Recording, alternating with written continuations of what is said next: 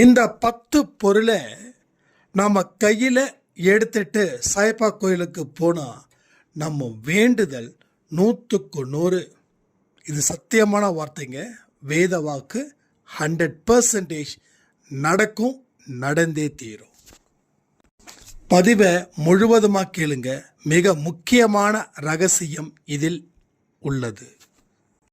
5 வருஷமா தீராத ஒரு பிரச்சனை ஒரு பதிவின் மூலமா ஒரு சாய்ராமோட வாழ்க்கையில நடந்திருக்குது. அன்பே சாய உயிருக்கு உயிரா நினைச்சா நீங்க செய்ய வேண்டியது இந்த 2 விஷயம். அதுவும் இந்த பதிவில் சொல்லியிருக்கோம். நாம எல்லோரும் ஒரு நாள் சாயப்பாட கோயிலுக்கு போவோம். அது எந்த நாள் அப்படின்றது இந்த பதிவு முடிந்ததற்கு அப்புறம் உங்களால சொல்லப்படும். ஓம் சாயிரா சாயிரா, ஓம் சாயிரா சாயிரா, ஓம் சாயிரா சாயிரா, அன்பே சாயிரா, பேரன்பே சாயிரா, அகிலம் தளிக்க ஆத்மா விழிக்க அனுதினம் சாயிரா, எங்கள் அன்பே சாயிரா.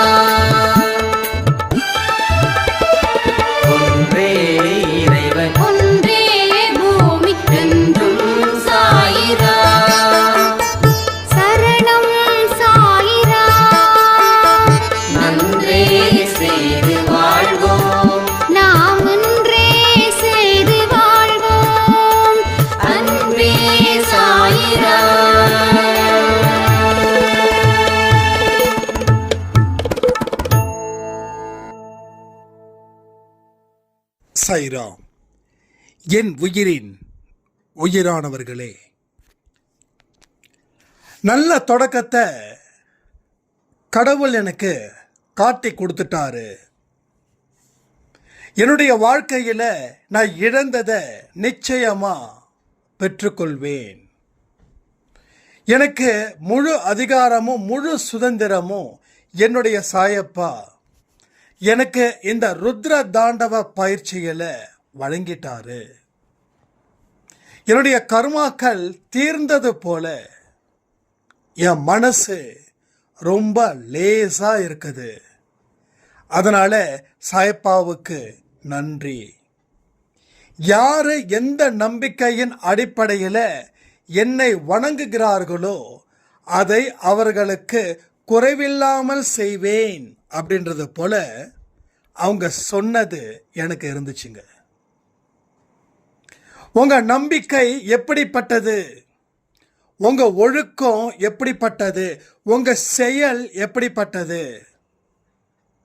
உங்க வாழ்க்கையோட போக்கு எப்படிப்பட்டது, இதை எல்லாமே சரியா இருந்துருச்சுன்னா ஒரு பையன் உங்ககிட்ட வாலாட்ட முடியாது. எந்த மனுஷனும் உங்களை செதைக்கவே முடியாது. எந்த மனுஷனும் உங்களை காலவாரி விடவும் முடியாது. இது போல பல விஷயங்களை நாம் தொடர்ந்து சொல்லிக்கிட்டே இருக்கலாம். சாயப்பாவுடைய அருள் இங்க சிலருக்கு மட்டுமே முழு மனதோட அவர் கொடுத்துருக்கார். அப்போ பலருக்கு எப்படிப்பட்டதா இருக்குதுன்னா வேறு வழி இல்லாமல் அரமனதோட அவர் அந்த அருளை கொடுத்துருக்கார். என்னங்க, மனுஷங்க மாதிரி தான் நான் கடவுள்னு நீங்கள் சொல்லலாம். எஸ், 100%. ஒரு பெற்றோர்களுக்கு 2 குழந்தைங்கன்னா 2 குழந்தையில் ஒரு குழந்தை சுட்டியாக இருக்கும், ஒரு குழந்தை ஒழுக்கத்தில், அமைதியில், நம்பிக்கையில் சூப்பராக இருக்கும். அப்போது எந்த குழந்தை எந்த அடிப்படையில் இருக்குதோ அதற்கு தகுந்த மாதிரி முழு மனதோடோ இல்லை அறமனதோடோ பெற்றோர்கள் அந்த குழந்தைக்கு செஞ்சு கொடுப்பாங்க. அதே போல தான் இங்கேயும் அவர் முழு மனதோட எனக்கு செஞ்சு தரணும் அப்படின்னு சொல்லி கமெண்ட் பண்ணுங்களேன், கண்டிப்பாக செஞ்சு கொடுப்பார்.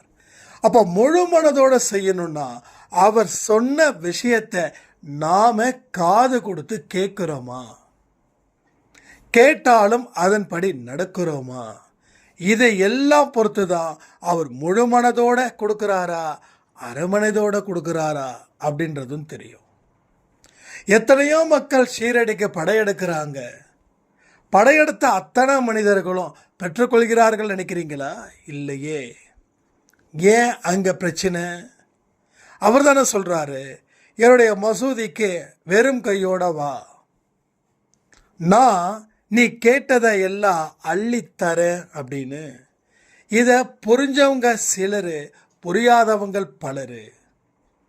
புரிஞ்சிக்க முயற்சி பண்ணுறீங்களா? நான் சொல்லட்டுமா? வெறும் கையோட வா அப்படின்னா பொறாமையை விட்டுடு. பொறாமையை கையில் வச்சிருக்க, அதை தூக்கி போடு. கோவத்தை கையில் வச்சிருக்க, அதை தூக்கி போடு. காமத்தை கையில் வச்சிருக்க, அதை தூக்கி போடு. பழி வாங்கக்கூடிய விஷயத்தை கையில் வச்சிருக்க, அதை தூக்கி போடு. அடுத்தவன் வாடக்கூடாதுன்னு கங்கனை கட்டிக்கிட்டு திரியிறியே, அதை தூக்கி போடு. அடுத்தவங்களுக்கு உதவி செய்ய மாட்டேன், உபத்திரம்தான் கொடுப்பேன்னு சொல்றிய, அதை தூக்கி போடு. இதை எல்லாத்தையும் தூக்கி போட்டுட்டு ஷீரடிக்கு வா, அப்போ உனக்கு நான் அள்ளி கொடுப்பேன்றாரு. ஆனால் இதை எல்லாம் எடுத்துக்கிட்டு வந்தேன்னா நான் எப்படி அள்ளி கொடுப்பேன்?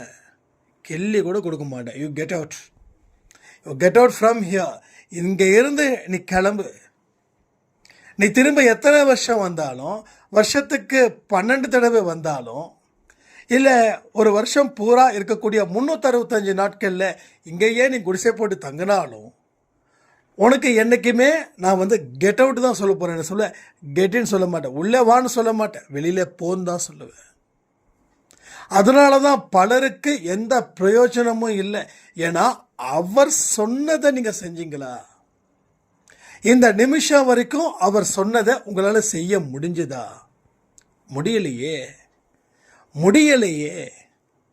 வெறும் கையோட போக முடியலையே. எல்லாத்தையும் எடுத்துகிட்டு தானே போகிறோம். As a terms and conditions என்னங்க? ஒன்றும் இல்லை. ஒரு டிவி வாங்குறீங்க, அவங்க சொல்கிறாங்க ஒரு டிவி வாங்கினா ஒரு வாஷிங் மிஷின் ஃப்ரீன்னு சொல்கிறாங்க. என்னது, வாஷிங் மிஷின் ஃப்ரீயா? ஓ பரவாயில்லையே.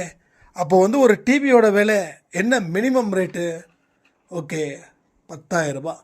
அப்போது 10,000 ரூபாய்க்கு டிவியும் வாஷிங் மிஷினும் வாங்குகிறோம் அப்படின்னு சொல்லி ஒரு அறிவுத்தரமாக போயிட்டு, அறிவுபூர்வமாக போயிட்டு அங்கே போகிறோம்.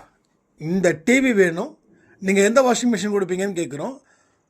அவங்க சொல்கிறாங்க டிவிக்கு வாஷிங் மிஷின் கொடுப்போம், ஆனால் எந்த டிவின்றது தான் முக்கியம். 8,000 ரூபாய் வாங்குகிற டிவிக்கெலாம் வாஷிங் மிஷின் 12,000 ரூபாய்க்கு உண்டான வாஷிங் மிஷினை கொடுக்க மாட்டோம் அப்படின்னு கேட்குறாங்க, அப்படின்னு சொல்கிறாங்க. அப்போ என்ன டிவி வாங்குறதுன்னு? இல்லை 100 இன்ச் டிவி நாங்கள் லான்ச் பண்ணியிருக்கோம். ஓகே, அந்த டிவியோட விலை ஜஸ்ட் 1,10,000 ரூபாய். அந்த 1,10,000 ரூபாய்க்கு வாங்கினா தான் 15,000-16,000 ரூபாய் இருக்கக்கூடிய வாஷிங் மிஷின் ஃப்ரீ. புரியுதா உங்களுக்கு? டேர்ம்ஸ் அண்ட் கண்டிஷன்ஸ்னால் இதுதான். அப்போ நமக்கு என்ன ஒரு விஷயம் புரியுதுன்னா, நீ எந்த கண்டிஷன் உனக்கு இருக்குதோ அதை நீ அப்ளை பண்ணால் அவன் சட்டையை பிடிச்சி கேட்கலாம். ஆனால் 8,000 ரூபாய்க்கு 12,000 ரூபாய் 13,000 வாஷிங் மிஷினை ஃப்ரீயாக கொடுத்தா அவன் நம்ம சட்டையை பிடிப்பான். கரெக்டாக? அதே போல தான் இங்கே வெறும் கையோட வானா எல்லாத்தையும் எடுத்துகிட்டு போனால் எப்படி கிடைக்கும்? ஆனால் நிறைய பேருக்கு இது புரியல. நான் ஆமாம் வெறும் கையோடு தானே போகிறேன், இருக்கிற லக்கேஜை கூட அந்த கிளாக் ரூமில் வாங்கி வச்சுக்கிட்டாங்க, நான் பாருங்கள் என் கையில் ஒன்றுமே இல்லை பாருங்கள் அப்படின்னு. ஸோ அது கிடையாது, எல்லாத்தையும் விட்டுட்டு போ. அவர் முன்னாடி நீ ஒன்றுமே இல்லாதவனாக இரு, எல்லாம் இருக்கிற மாதிரி சொல்லதா. கடவுள்கிட்ட போய் ரேட் பேசாத. நான் இதை செஞ்சு கொடுத்தா நான் 1000 ரூபாய் உண்டியில் போடுறேன், இதை செஞ்சு கொடுத்தா இதெல்லாம் பண்ணாத, இதெல்லாம் கேட்கவும் இல்லை. நீயா இதெல்லாம் பைத்தியகாரத்தனமாக செஞ்சுக்கிட்டே இருக்காத. நீ செய்கிறது சரின்னு நினச்சி வாழாத. நீ செய்கிறது சரிதானான்னு யோசிச்சு வாழும்போது தான் உனக்கு புத்தி ஆட்டோமேட்டிக்காக திறக்கும். இல்லைன்னா புத்தி எல்லாமே என்ன ஆகுது, மூடி ஆயிடுச்சுங்க. உள்ள என்ன இருக்கோ அதான் இருக்குது. உள்ளே இருக்குது வெளியில் போகல, வெளியில் இருக்குது உள்ளே வரல. ஜஸ்ட் அப்படி ஜாம் ஆயிடுச்சு. அப்போது நீ என்ன பெற்று என்ன நாலேஜை வச்சுக்கிட்டியோ அந்த நாலேஜை வளர்க்கவே இல்லை. அதனால் நீ எடுத்த ஒரு டெசிஷனும் உன்னுடைய அறிவு சம்பந்தப்பட்டதை வச்சு தான் எடுத்த. அதனால் வாழ்க்கை வீணாகிடுச்சு. வாழ்க்கையில் வளர்ச்சி அடைஞ்சிருந்தா அறிவை அபாரமாக பயன்படுத்தியிருக்க. அப்போ கடவுளை வணங்குவதற்கும் உனக்கு அறிவு வேணும். இங்கே நிறைய பெற்றோர்கள் என்ன பண்ணுறாங்கன்னா, நல்லா சம்பாதிக்க அறிவு வேணும், அதுக்கு நல்லா படிக்கணும். இதை தாண்டி எதையுமே பெற்றோர்கள் சிந்திக்கவே இல்லை. இது எவ்வளவு பெரிய ஆபத்துன்றது இன்றைக்கி நடந்துகிட்டு இருக்குதா. எல்லா பசங்களும் கொஞ்சம் நல்லா டீப்பாக வாட்ச் பண்ணால் பெற்றோர்களுடைய வயிற்றில் புளியை கரைக்கிற மாதிரி தான் இன்றைக்கி இருக்கக்கூடிய சம்பவங்கள் நடக்குது. நமக்கு முன்னாடி ஒழுக்கமாகவும் நமக்கு பின்னாடி ஒழுக்கம் இல்லாத மனுஷனாக குழந்தைகளாகவுமே இருக்கிறாங்க இன்றைக்கி. ஸோ 10வது படித்ததில் இருந்து ஒழுக்கங்கள் கொஞ்சம் வேறு மாதிரி தான் போகுது. நான் எல்லாரையும் சொல்லலை, முக்கால்வாசி பேரை சொல்கிறேன். என் குழந்தை ஒன்றும் செய்ய மாட்டான் அப்படின்னு சொல்லி நீங்கள் முன்னாடி வந்து நின்னீங்கன்னா உங்கள் குழந்தை என்ன செஞ்சான் அப்படின்றத இந்த ஊரும் உலகமும் உங்களை தெரியப்படுத்தக்கூடிய நிலையும் வந்துடும். அப்போ குழந்தைங்களுக்கு அறிவுன்றது சம்பாதிக்கிறதுக்கும் பெயருக்கும் புகழுக்கும் மட்டும் நீங்கள் நினச்சிங்கன்னா உங்களை விட ஏமாந்தவர்கள் உலகத்தில் உண்டா? அப்போ நல்ல கடவுளை வணங்குவதற்கும் அடிப்படை அறிவை கொடுங்க. நீ நல்ல மனுஷனாக இருந்தாதான் கடவுள் உனக்கு தேவையானதை கொடுப்பார்னு சொல்லி வளருங்க. அப்போ நம்ம இந்த பாயிண்ட்டை நம்ம சொல்கிறதே கிடையாது. உங்கள் வீட்டில் குழந்தைங்க 2 வயசு 3 வயசு 4 வயசுனா அங்கே இருந்தே அந்த பக்தியையும் ஸ்டார்ட் பண்ணிடுங்க. நீங்கள் சாமி கும்பிடும் போதெல்லாம் அந்த கை குழந்தையாக இருக்கும்போது கூட சாமி கும்பிடு, சாய்ப்பாவை கும்பிடுன்னு சொல்லி அந்த தெய்வீகத்தோடைய வாசத்திலேயே அந்த குழந்தைய வளர்க்க முயற்சி பண்ணுங்க. இங்கே எத்தனையோ பாட்டிகள் இருக்கீங்க, எத்தனையோ தாத்தாக்கள் இருக்கீங்க. உங்கள் பேர குழந்தைங்களுக்கு தேவையானதை தயவு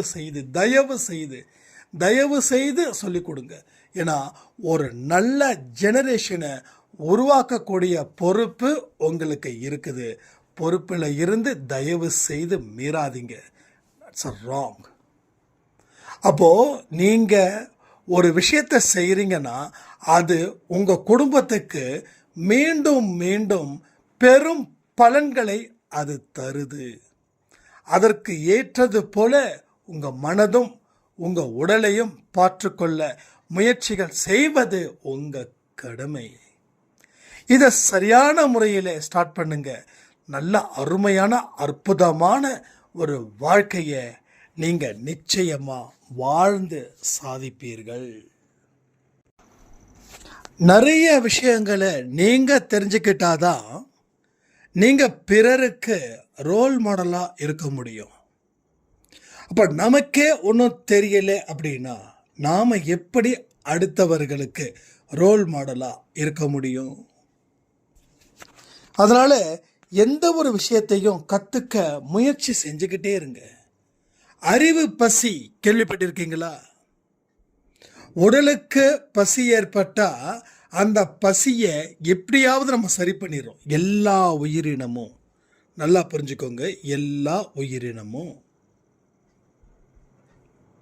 உலகத்தில் படித்த அத்தனை உயிரினத்துக்கும் பசினா அந்த பசிக்கு உணவு எங்கேயோ கிடைச்சிடும். காக்காவாக இருக்கட்டும், மயிலாக இருக்கட்டும், சிங்கமாக இருக்கட்டும், சிறுத்தையாக இருக்கட்டும், பாம்பாக இருக்கட்டும், எல்லா உயிரினங்களும் உணவை தேடி வேட்டையாடுறது. சில மிருகங்களாக இருக்கலாம், சிலது பயிர் வகையை சாப்பிட்றதா இருக்கலாம். அந்த உயிரினத்துக்கு உணவு தேவைன்னா கண்டிப்பாக அந்த உணவு கடவுள் கொடுக்குறாரு. அந்த உணவை உண்டு வாழுதுங்க. ஆனால் அதுங்களுக்கு அறிவு பசி தேவைப்படவே இல்லை. எந்த உயிரினத்துக்காவது, மனிதன் இல்லாத பிற உயிரினத்துக்கு அறிவு பசி எங்கேயாவது இருக்குதா? இல்லை. அப்போ மனிதனுக்கு மட்டும்தான் எக்ஸ்ட்ரா எனர்ஜி, எக்ஸ்ட்ரா மிராக்கிள். இன்றைக்கும் சொல்கிறேனே, எல்லா மனுஷனும் பிரமிக்கக்கூடிய அளவில் தான் அவனுடைய அத்தனை விஷயங்களும் கட்டமைக்கப்பட்டு உள்ளது எல்லா மனுஷனுக்கும். இன்னைக்கு நீங்கள் சும்மா இந்த துக்கத்தில் இருக்க, சோகத்தில் இருக்க, இதெல்லாம் தூக்கி போடுங்க, இதெல்லாம் வெறுத்துருங்க, இதெல்லாம் வெளியில் வாங்க. இதெல்லாம் ஒன்றுமே கிடையாது. ஒரு கொசு அடிக்கிறதுக்கு சமம். ஒரு கொசுவை ஒரு காட்டு யானை மாதிரி நினச்சி பயந்துட்டு இருக்கீங்க. ஜஸ்ட் இதெல்லாமே வெறும் கொசுக்கள். இதை அடிக்க உங்களுடைய பார்வை ஒன்றே போதும். உங்கள் பார்வை அந்த கொசு மேலே விழுந்தாவே அந்த கொசு கூட பயந்து ஓடிடும். நான் சொல்கிறது எல்லாமே உண்மை. சும்மா ஓவராக பேசுகிறேன்னு நினச்சிக்க வேண்டாம். எல்லாமே சார் ரியலாக தான் பேசுகிறேன். உங்களுடைய பலத்தை தெரிஞ்சுக்காம ஒரு கொசுக்கெல்லாம் நீங்கள் பயந்து வீட்டை மாற்றுறீங்க. உங்களை நீங்கள் அழிச்சுக்கிறீங்க. அப்போ நீங்கள் யார்? ரமண மகரிஷியோட ஒரு மிக முக்கியமான வார்த்தை என்ன தெரியுமா? நான் யார்? இந்த கேள்விக்கு நீ பதிலை தேடு. பதில் கிடைச்சிட்டா நீ ஞானி. கிடைக்கிற வரைக்கும் தேடு. அது ஒரு ஜென்மத்திலே கிடைக்காது. நீ தேட ஆரம்பிக்கிற ஜென்மம் முதலாக கூட இருக்கலாம், இல்லை முடிவாக கூட இருக்கலாம். பட் வந்த வேலையை விடாத. அப்போ நாம் வந்த வேலையை விட்டுன்னு நமக்கு தேவையில்லாத வேலையை இங்கே பார்த்துக்கிட்டு இருக்கோம் இந்த சொசைட்டியில். நீ எதற்காக வந்தையோ அதற்காக மட்டும் வா. எதற்காக உன்னை கடவுள் படைச்சான் அப்படின்றத நீ ஆணித்தரமாக புரிஞ்சுக்கிட்டாதான் அதற்காக வாழ்ந்து நீ பெருமையாக வாழ முடியும். பட் இல்லைன்னா உன்னோட பாட்சா பலிக்காது, எதுவுமே நடக்காது. ரைட்டா? எதுவுமே நடக்காது. வந்த வேலையை கவனிக்காமல் இன்னொருத்தன் வேலை செய்கிறத கவனிச்சுக்கிட்டு உட்காந்துக்கிட்டு உன் வாழ்க்கையில் அவன் இப்படி அவன் அப்படி அப்படின்னு சொல்லி ஒன்றை நீ ஏமாத்துறதுல ஏன் இவ்வளவு தீவிரமாக இருக்க? ஸோ என்னதான் உன்னோட பிரச்சனை? இதெல்லாம் நான் உங்ககிட்ட கேட்குறேன்னு நினைக்க வேண்டாம். நான் நீங்களாக இருந்து உங்ககிட்ட கேட்டுட்ருக்கேன். புரியுதா? நான் உங்ககிட்ட கேட்குறேன்னா நல்லா புரிஞ்சுக்கோங்க. நான் தான் உங்களில் ஒருத்தவனா உங்களுக்குள்ள கேள்வி எழுப்புகிறேன். இதுக்கு பதில் என்ன? நான் யார் அப்படின்னா என்ன சொல்லுவீங்க? நான் யாருன்னா நம்ம பேரை சொல்லுவோம். இது அறிவா? இல்லையே. இது அறிவில்லையே. நான் யார்? எங்கேருந்து வந்த? அப்போ எங்கள் அப்பா அம்மா மூலமாக வந்தேன்னா எங்கள் அப்பா அம்மா எங்கேருந்து வந்தாங்க? அவங்க அப்பா அம்மா எங்கேருந்து வந்தாங்க? எது ஆரம்பம், எது முடிவு தெரியுமா? தெரிஞ்சுக்க முயற்சி பண்ணுங்க. தெரிஞ்சுக்கிட்டவங்க பேச மாட்டாங்க. தெரிஞ்சுக்க முயற்சி பண்ணவங்க ஓரளவுக்கு பேசுவாங்க. இதை பற்றி தெரியாதவங்க தான் நான் யார் தெரியுமா, என் ஜாதி என்ன தெரியுமா, என் அப்பா யார் தெரியுமா, என் தாத்தன் யார் தெரியுமா, என் பாட்டன் யார் தெரியுமா. அப்போது எந்த மாதிரி ஆளுங்க பேசுவாங்க? இதை பற்றி தெரியாதவர்கள் தான் இப்படி பேசுவாங்க. சரியா? தெரிஞ்சவன் பேச மாட்டான், தெரியாதவன் பேசிக்கிட்டே இருப்பான். தன்னுடைய பெருமையை பேசுன்னு அவனுக்கு தூக்கம் வராது. தன்னுடைய பெருமையை பேசிக்கிட்டே இருக்கணும்னு நினைப்பான். அடுத்தவனும் தன்னோட பெருமையை பேசணும்னு நினைப்பான். என்னை எல்லாம் எப்படி மதிக்கிறாங்க, என்னைக்கு யாரும் மதிக்கலைன்னு சொல்லுவான். ஸோ இது எல்லாமே உங்களுக்குள்ளே வந்துருச்சுன்னா நீங்கள் நீங்களாக இருக்க முடியாது, நீங்கள் நிம்மதியாக வாழவும் முடியாது. ஒரு காற்றே இல்லாத இடத்துல மூச்சு விடுறது எவ்வளோ சிரமமோ அது மாதிரி திணறி போயிடுவோம். ஸோ இதுதான் கடைசியில் மனுஷனுக்கு வாழ்க்கையில் பெரிய திண்டாட்டத்தை அவன் செய்வினையால் அவன் வினையால் ஏற்படுத்திக்கிறான். உன் வாழ்க்கையை செய்ய வேண்டியதும் முடிவு பண்ண வேண்டியதும் நீ. அப்போ இனிமேலாவது வெறும் கையோட சாய்பாவோட கோயிலுக்கு எப்போ போகலாம் அப்படின்னு நீங்கள் சொல்லுங்கள். அன்பே சாய் குடும்பத்தில் இருக்கிற அத்தனை பேரும் ஒரு நாள் அவங்கவங்க ஊரில் இருக்கக்கூடிய சாய்பா கோயிலுக்கு நாம் போகலாம். இது சாதாரண விஷயம் இல்லை, நிஜமாகவே சொல்கிறேன். என்றைக்குன்னு டேட் சொல்லுங்கள். எல்லாரும் ஒரே நேரத்தில் சாய்பா கோயிலுக்கு போயிட்டு அன்பே சாய் குடும்பத்தில் இருக்கிறவங்களுக்காக ஒரே டைமில், ஓகேங்களா? இப்போ ஒரு காலையில் ஒரு 10 மணி நீங்கள் டைமிங்கும் சொல்லிவிடுங்க. அது சண்டேவாக இருக்கட்டும், மண்டேவாக இருக்கட்டும், இல்லை தேர்ஸ்டேவாக இருக்கட்டும். நமக்கு தான் 4 நட்சத்திரம், அதை பற்றி நம்ம கவலைப்படாத ஜென்மங்கள் தானே. யாராவது 4 நட்சத்திரம் பார்க்குறீங்களா? தயவுசெய்து சொல்கிறேன், நாளையும் நட்சத்திரத்தையும் பார்த்துக்கிட்டே இருந்தீங்கன்னா உங்கள் காலத்தை வீணாக்க தயாராக இருக்கீங்கன்னு அர்த்தம். அதனால் எல்லோரும் அன்றைக்கி அன்பே சாய் கோயிலுக்கு போவோம். எல்லாரும் அன்றைக்கி ஃபோட்டோ எடுத்து வாட்ஸ்அப்பில் பண்ணுங்க. நான் அதுக்கு அடுத்த நாள் கொடுக்கக்கூடிய ஆடியோஸில் அதை நான் எடிட் பண்ணி நான் பண்ணுறேன். சரியா? ஏன்னா இனிமேல் நம்ம குடும்பம் இன்னமும் ஸ்ட்ராங்காக இருக்கணும். எனக்கு ஒரே ஒரு விருப்பம்தான், அவருடைய விருப்பத்தின்படி நாம் மாறணும். இங்கே நீங்களும் சரி நானும் சரி, அவருடைய முழு விருப்பத்தின்படி நம்ம மாறணும். இப்பயும் நான் சொல்கிறேன், இந்த பலனு, இந்த பிரச்சனை, லொட்டு லொசுக்கு இதெல்லாம் நமக்கு தேவையே இல்லை. அதெல்லாம் சாதாரண மக்கள் செய்யட்டும். சாய் பாபா, பாபாவே என்னை காப்பாற்று, என் குடும்பத்தை காப்பாற்று, என் பையனுக்கு வேலை வாங்கி கொடு, என் பொண்ணுக்கு நல்ல கல்யாணம், அது சாதாரண மனிதர்கள் செய்கிறது. நம்ம அப்பான்ற முறையில் போவோம். அப்பாவை எல்லாத்தையும் காப்பாற்றுன்னு சொல்லுவோம். என் பையனை காப்பாற்றுன்னு சொல்கிறது எப்படி இருக்குது? எல்லாரையும் காப்பாற்றுன்னு சொல்கிறது எப்படி இருக்குது? என் பையனுக்கு வேலை வாங்கி கொடுன்னு சொல்கிறது எப்படி இருக்குது? படித்த குழந்தைங்களுக்கு வேலை வாங்கி கொடுங்க சாயப்பான்னு சொல்கிறது எப்படி இருக்குது? ஸோ அந்த வித்தியாசத்தை நீங்கள் புரிஞ்சுக்கிட்டீங்கன்னா நம்மளுடைய வேண்டுதலும் இன்னும் சிறப்பான முறையில் இருக்கும். ஸோ சொத்துக்கு பின்னாடி போகிறவங்க நாம் இல்லை, பெயர் புகழுக்கு பின்னாடி போகிறவங்க நாம் இல்லை, விளம்பரத்தை தேடக்கூடிய மட்டமான மனிதர்கள் நாம் இல்லை, மற்றவங்களையும் நம்மளையும் வேறுபடுத்தி பார்த்து நான் தான் உயர்ந்தவன் சொல்லக்கூடிய ஈனப்பிறவி நாம் இல்லை. இதை எல்லாத்தையும் நாம் கொஞ்சம் கொஞ்சமாக தயவு செய்து உங்களில் ஒருவனாக இருந்து கேட்குற, உங்கள் கூட பிறந்தவனாக இருந்து கேட்குற, அதை எல்லாத்தையும் விட்டுடலாம். அவரோட மனசு, யாரோட மனசு? சாயப்பாவோட மனசு ஒரு வெண்மையான தாமரை போன்றது. வெண் தாமரை பார்த்துருக்கீங்களா? நெட்டில் கூகுளில் சர்ச் பண்ணுங்கள்.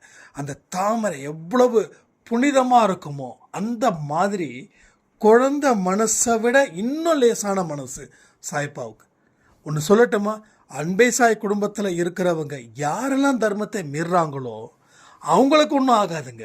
ஆனால் சாயப்பாவுடைய நெஞ்சில் ஈட்டிய பாய்ச்சினது போல தர்மத்தை மீறுபவர்களுக்கு, அப்போது தர்மம் செய்பவர்களும் தர்மத்திற்குட்பட்டு வாழ்க்கை வாழ்வதற்கும் அவர் அவ்வளவு மன மகிழ்ச்சியுடன் நிம்மதியுடன் காணப்படுகிறார். உங்களுக்கு புரியுதா? எல்லாம் புரிஞ்சுக்கோங்க, புரிஞ்சுக்க முயற்சி பண்ணுங்க. நடக்கிறது நடக்கட்டும், அதை கடவுள்கிட்ட ஒப்படைச்சிடுவோம். பிரச்சனைக்காக தயவு செய்து வர வேண்டாம், பிரச்சனைக்காக வர வேண்டாம். அப்போ எதுக்காக அங்கே வரணும்? அப்போ ஏங்க தெய்வம்னா அது கேட்குறவங்க சாதாரண மக்கள். தெய்வம்னா பலன் கொடுக்கணும், பலன் கொடுத்தாதான் நான் வணங்குவேன். இவங்க சாதாரண மனிதர்கள். இவங்க கூடலாம் நம்ம சகவாசம் வச்சுக்கவே கூடாதுன்னு நான் நினைக்கிறேன். ஆனால் சில பேர் நம்மளும் அப்படி தான், ஸ்டார்டிங்கில் அப்படி தான் நம்மளும் வந்தோம். நீங்களும் சரி நானும் சரி பிரச்சனையை பேஸ் பண்ணி தான் வந்தோம். ஆனால் வந்ததுக்கு அப்புறமா அதே மனநிலையில் இருந்தேன்னா மெச்சூர்ட் ஆகலன்னு அர்த்தம். கடவுள்கிட்ட உண்மையான அன்பு இல்லை, ஈடுபாடு இல்லைன்னு அர்த்தம். மெச்சூர்டு ஆயிடுச்சுன்னா அன்பு, ஈடுபாடு எல்லாமே சூப்பர் சூப்பர் சூப்பர். ஸோ எல்லா பக்கமும் நீங்கள் எழுதியிருக்கக்கூடிய ஆன்சர் சூப்பராக இருக்குது. டோட்டலாக திருத்தும் போது 100 மார்க்குக்கு 100 மார்க் வாங்குறீங்க, 100க்கு 100. ஸோ உலகம் வியக்கப் போகுது உங்களுடைய செயலினால், உங்களுடைய மனதில் இருக்கக்கூடிய எண்ணத்தினால். உங்கள் வாழ்க்கை சிறப்பாகுது, சிறப்படைய வைக்கிறாரு நம்ம கடவுள். இதை எல்லாவற்றையும் புரிந்து கொள்ளுங்கள். எத்தனை பேர் புரிஞ்சுக்கிட்டீங்க? என்ன புரிஞ்சுக்கிட்டீங்க? எத்தனை பேர் புரிஞ்சுக்கிட்டீங்க? என்ன புரிஞ்சுக்கிட்டீங்க? கமெண்ட் பண்ணுங்கள். அதே போல் நம்ம அடிக்கடி சொல்லுவோம், சில வீடியோஸ் மட்டும் லைக் பண்ணுங்கள், ஷேர் பண்ணுங்கள். நான் என்ன சொல்கிறேன், உங்களில் ஒருவனாக சொல்கிறேன், எல்லா வீடியோவையும் லைக் பண்ணுங்கள். ஏன் தெரியுமா? நம்மளுடைய ஒரு பதிவும் சாயப்பாவை வணங்கக்கூடிய அத்தனை பக்தர்களுக்கும் போய் சேர வேண்டிய பொறுப்பு உங்களுது. அது எப்படி லைக் பண்ணுறது தெரியலன்னா வீட்டில் இருக்கிறவங்க கிட்ட கேட்டு தெரிஞ்சுக்கோங்க. இந்த வீடியோவை லைக் பண்ணணுன்னா நான் என்ன பண்ணணும் அப்படின்னு கேட்டுக்கோங்க. ஏன்னா உங்கள் மூலமாக நிறைய நல்ல விஷயங்கள் உலகத்துக்கு போகட்டும். அதன் மூலமாக பலன்களை அறுவடை செய்யுங்களேன். அதே போல் ஷேர் பண்ணுங்க. உங்களோட வாட்ஸ்அப்பில், உங்கள் ஃபேஸ்புக்கில் எல்லாமே ஷேர் பண்ணுங்கள். ஏன் சொல்கிறேன்னு தெரியுமா? இந்த லைக் பண்ணுறதாலையும் ஷேர் பண்ணுறதாலையும் நம்மளை மீறி நல்ல விஷயங்கள் 4 பேருக்கு போகுது. நாம் மூட நம்பிக்கையை பேஸ் பண்ணி வீட்டுக்கு பின்னாடி எலுமிச்சம்பழம் வையே, வீட்டுக்கு முன்னாடி எலுமிச்சம்பழம் வையே, வீட்டுக்கு முன்னாடி திருஷ்டி பொம்மையாக மாட்டு, இதெல்லாம் மாட்டினா 7 நாளும் பிரச்சனை தீரும்னு சொல்லி அந்த மாதிரி முட்டாள்தனமான ஒரு பாதையை கொடுக்கல. நாம் கொடுக்கக்கூடிய பாதை அறிவுபூர்வமானது. எல்லாமே அறிவுபூர்வமானது தான். கடவுளால் சொல்லப்பட்டதை நாம் இன்னைக்கு இருக்கக்கூடிய ஜென்ரேஷனை பேஸ் பண்ணி நம்ம சொல்கிறோம், அவ்வளோதான். ஓகே, அதனால் பண்ணுங்கள். இதை ஏன் இவ்வளோ தூரம் செய்ய சொல்கிறேன்னா, ஒரு சாய்ராம் என்கிட்ட இன்றைக்கி ஒரு பெரிய ஆடியோ கொடுத்துருந்தாங்க.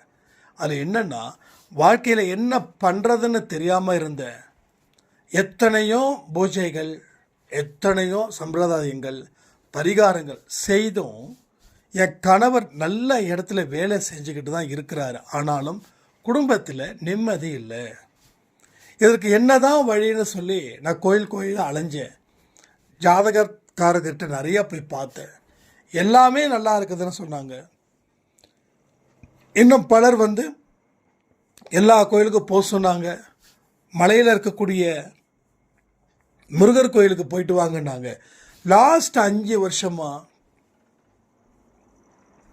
நாங்கள் எல்லா ஊரில் இருக்கக்கூடிய கடவுளுக்கும் கோயிலுக்கும் போயிட்டோம். ஆனாலும் வாழ்க்கையில் நோ டெவலப்மெண்ட். அப்போ தான் என்னுடைய ஃப்ரெண்டு ஃபேஸ்புக்கில், நான் மியூச்சுவல் ஃப்ரெண்டாக இருந்தோம், பார்த்தா ஏதோ ஒரு இது ஷேர் பண்ணியிருந்தாங்க. ஷேர் பண்ண உடனே பார்த்து இது பண்ணதுக்கப்புறம் தான் என்னமோ சட்டுன்னு ஒரு நெஞ்சில் ஒரு உணர்வு, ஒரு பூரிப்பு. நீ செஞ்சியா, இதை நீ செய்யாமல் இருக்கியே அப்படின்னு. அதுக்கப்புறம் நிறைய கமெண்ட்டை பார்த்தேன். ரொம்ப சந்தோஷமாக இருந்தது. உங்கள் நம்பரும் பார்த்தேன். லைவும் நீங்கள் வருவீங்க மந்த்லி ஒன்ஸு. அப்போ ஓகே, எல்லாரும் முடித்ததுக்கப்புறமும் சில பேர் சொல்கிறாங்க. அப்போ என்னுடைய வாழ்க்கையில் நான் எனக்கு சக்ஸஸ் ஆனதுக்கப்புறம் உங்ககிட்ட சொல்லலான் இருந்தேன். இப்போது என் வாழ்க்கையில் ஒரு பெரிய வெற்றி எனக்கு கிடைச்சிருக்கு. அதனால் நான் உங்களுக்கு வாய்ஸ் நோட் அனுப்புகிறேன் அப்படின்னாங்க. அப்போது யாரோ ஒருத்தவங்க நம்ம அன்பே சாயில் வைக்கக்கூடிய ஒரு பதிவு எவர் கண்ணுக்கோ பட்டு அவங்க வாழ்க்கை மாறி இருக்குதுன்னா, அந்த பலன் யாருக்கு போய் சேரும்னா, அந்த வீடியோவை ஷேர் பண்ணவங்களுக்கு அந்த பலன் சேரும். அதுபோல் நீங்களும் அன்பே சாய் குடும்பத்தை உயிருக்கு உயிராக நினச்சிங்கன்னா, இதன் மூலமாக பல பேரோட வாழ்க்கை மாறும் அப்படின்னு நம்பிக்கை இருந்துச்சுன்னா நீங்கள் செய்யுங்க. பிடிச்சு செய்யுங்க, மனப்பூர்வமாக செய்யுங்க. செஞ்சாதான் கடவுள் பலன் தருவாருன்னு அந்த மாதிரி நான் சொல்லலை. உங்களுக்கு விருப்பம் இருந்தால் செய்யுங்க. உங்களால் 4 பேருக்கு நல்லது நடக்கும் அப்படின்ற நம்பிக்கை இருந்தால் செஞ்சுருங்க. நம்பிக்கை இருந்தும் செய்யாமல் இருக்காதீங்க, அதுதான் தப்பு. நம்பிக்கை இருந்தால் செய்யுங்க, நம்பிக்கை இல்லாமல் செய்ய வேண்டாம். நம்பிக்கை இல்லாமல் நீங்கள் செய்யலைன்னா கடவுள் கோச்சிக்க மாட்டார். ஆனால் நம்பிக்கை இருந்தும் நீங்கள் செய்யாமல் இருந்தால் தான் கடவுள் கொஞ்சம் வருத்தப்படுவார். எல்லாருக்கும் போய் சேர்ந்தால் நல்லா இருக்குமே அப்படின்னு. இதெல்லாம் புரிஞ்சுக்கிட்டு தெரிஞ்சுக்கிட்டு ஒரு வாழ்க்கையை வாழுவோம், ஒரு சகாப்தத்தை படைப்புன்னு சொல்லி இந்த பதிவை நான் முடிக்கிறேன். ஜெய் சாய்ராம். ஓம் சாயிராம்.